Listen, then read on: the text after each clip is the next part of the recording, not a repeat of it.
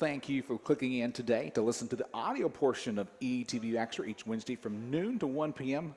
from the first floor of the North Student Center, or you might be watching later in the week as we pop up the video of each segment on ETBU Extra. We've already talked baseball, we've already talked track and field, we've talked Tiger softball as well. Time now to talk Tiger tennis with the head coach of the Tiger tennis program for both the ladies and the men, head coach Jeff Bramlett. And Coach, first of all, let's go back to the matches you had last weekend. Kind of, well, I hate to say it, didn't do very well, but let's talk about some of the highlights of facing Belhaven last Thursday.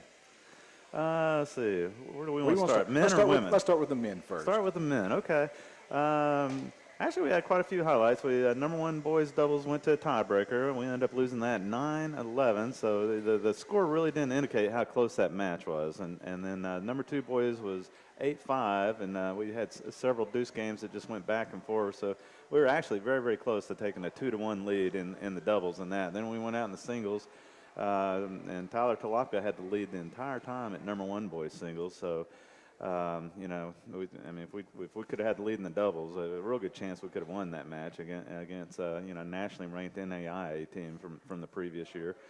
Connor had a real good match at 2. I think it was 3-2. Let's see here. We had a good second set with Dylan. I think it was 7-5. We split sets with Cody. He went 3 sets in his match.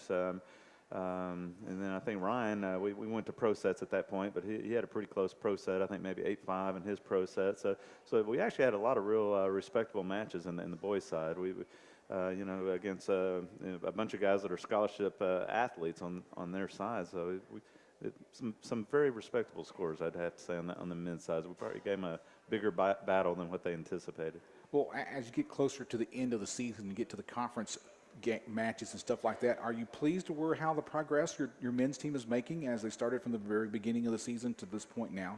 Yes, I'm actually quite pleased. I knew it was going to be a bit of a learning process on the men's side, and knew, quite frankly, we were probably going to take it on the chin there for a while, you know, using the boxing terminology to start the season, and it's going to be a learning process because we're going to have to take all those freshmen and just throw them in the line of fire. But and I knew we were going to take our losses, and we're just going to get better and improve. And they've gotten quite a bit better, and I've seen it. It just didn't really transcend in wins for quite a while, but we started seeing it in wins at spring break. We got in quite a win streak there and got a win against a regional ranked opponent, and then beat Concordia, and then played very, very well against Belhaven. And that's what we're wanting to see going into the matches that actually count, because as you know, the Belhaven match did not count on our Eastern Conference rankings since they're ineligible right now. So you know, we're peaking at the right time on the men's side. So you lose to Belhaven on the men's side, and then you come to the girls playing the same day against Belhaven. They lose 5-4. That's got to be frustrating for a coach when you're so close, but yet so far away. Yeah, it was a bit of a frustrating match. I mean, we were right there. It's the first time all year that we've had the lead in the doubles and then lost the match. So it was one that we just let get away. It was disappointing. That, you know, our women's team, they were disappointed, honestly, and they were disappointed in their performance, and I'm glad they were, quite frankly. You know, going into the matches that do count, starting with Laterno this next week, I hope they do have a chip on their shoulder and are determined to turn the season around. And you know, I say I'm disappointed.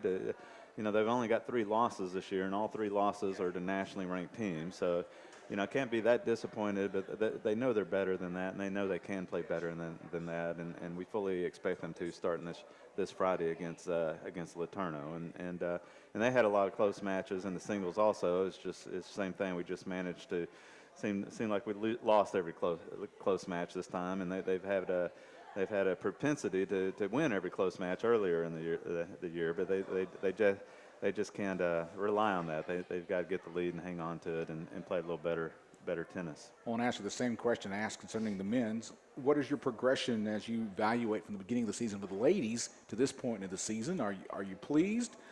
Is there more improvement? What needs to happen to finish strong, I should say?